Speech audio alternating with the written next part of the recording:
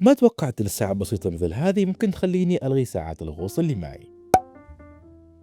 السلام عليكم جماعة الخير ومساكم الله بألف خير. اليوم معنا فيديو عن ساعة ممكن لقبها سهل الممتنع في عالم الساعات.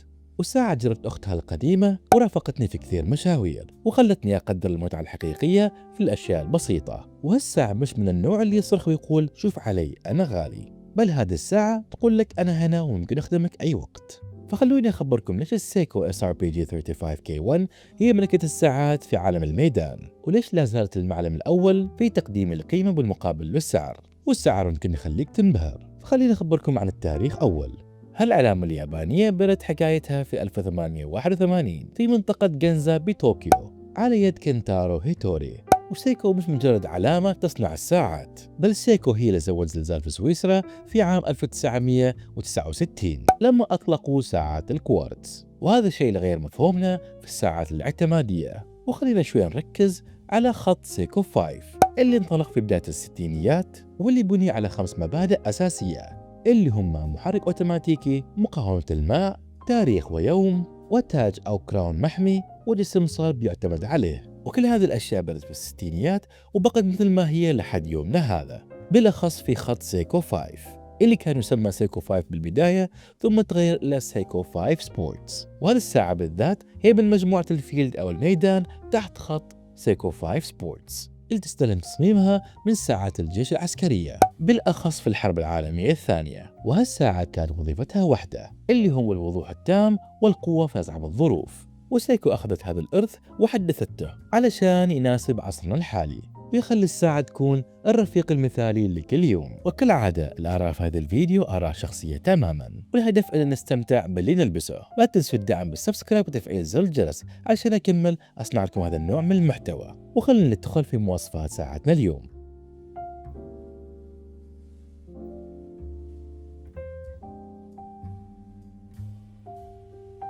أول ما تلمس الساعة تحس بروح المغامرة. لون المينا الجايب الأسود يعطيك طابع عسكري كلاسيكي بحت، والساعة تجيب تصميم مطفي أو المات بالكامل، وهذا مقصود علشان يمنع الانعكاسات ويحافظ على هوية ساعة الميدان أو الفيلد. جسم الساعة مصنوع من الفولاذ المقاوم للصدى بقطر ممتاز جدا وهو 39.4 ملم، وهالمقاس يعتبر القياس الذهبي اللي يناسب الكل تقريبا.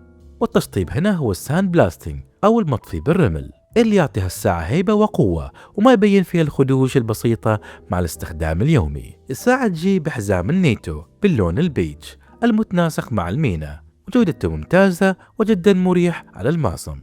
ولو حبيت تغيره الساعة تقبل أي حزام جلد أو قماش بقياس 20 ملم، وهالشي يغير شخصية الساعة تماما مع كل ستايل.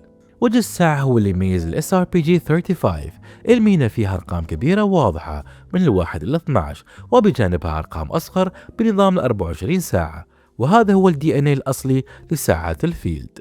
والعقارب وماركرات المينا مغطاة بطبقة اللومي برايت من اللوم الخاصة بسيكو. وبصراحة الإضاءة في الظلام شعلة، وسيكو دائما ما تمزح في موضوع اللوم. أما الكريستال هو كريستال هاتلكس من ابتكار سيكو، وهو نوع مقوى يجمع بين مرونة الأكريليك وصلابة الياقوت، وهو مناسب جدا لساعات مهيئة للكرف. وعندنا اليوم التاريخ عند الساعة 3 اللي يعتبر من أساسيات خط السيكو 5. والحين نجي لقلب الساعة النابض ألا وهو المحرك. وهنا عندنا المحرك الشهير ال 4R36، واعذرونا على الكلمة لكن هذا المحرك يسمى بحمار المكدة، وهو محرك أوتوماتيكي يدعم التعبئة اليدوية وميزة الهاكينج، يعني تقدر توقف في أقرب الثواني عشان تضبط الوقت بالثانية، وينبض بتردد 21600 ذبذبة في الساعة، ويعطيك احتياطي طاقة يوصل ل 41 ساعة تقريبا. والجميل ان ظهر الساعة شفاف فتقدر تشوف الميكانيكا والتروس وهي تشتغل، وهذا الشيء دائما يشرح صدر لهواة الساعات. قياس الساعة بالعرض هو 39.4 ملم، والطول من اللق إلى اللق هو 48 ملم، والسمك هو 13.2 ملم، ومقاومة الماء في هذه الساعة هي 100 متر، يعني ممكن تسبح بيها وانت مرتاح. وفي النهاية هل السيكو SRPG 35 ساعة عادية؟ أبدا، هذه الساعة هي المدخل الحقيقي لعالم الساعات الأوتوماتيكية، وهي قطعة تلبسها وانت رايح الدوام أو طالع رحلة في الجبل أو حتى وانت جالس في كافيه. فسيكو قدمت خلطة سحرية من التاريخ العريق ومحرك أوتوماتيكي جبار، وكل هذا بسعر جدا منافس في حدود 100 إلى 120 ريال عماني. إذا كنت تدور ساعة واحدة ممكن تسميها الجوكر في مجموعة ساعاتك، فلازم تحط ال SRPG 35 في البال. والحين سؤالي لكم، هل تفضلوا ساعات الفيل أو الميدان بتصاميم بسيطة، ولا ساعات الغوص لها هيبة أكبر؟ انتظرتكم في التعليقات. شاركوا هالفيديو مع أحبائكم وأصحابكم، وأشوفكم في الفيديو الجاي بإذن الله. سلام.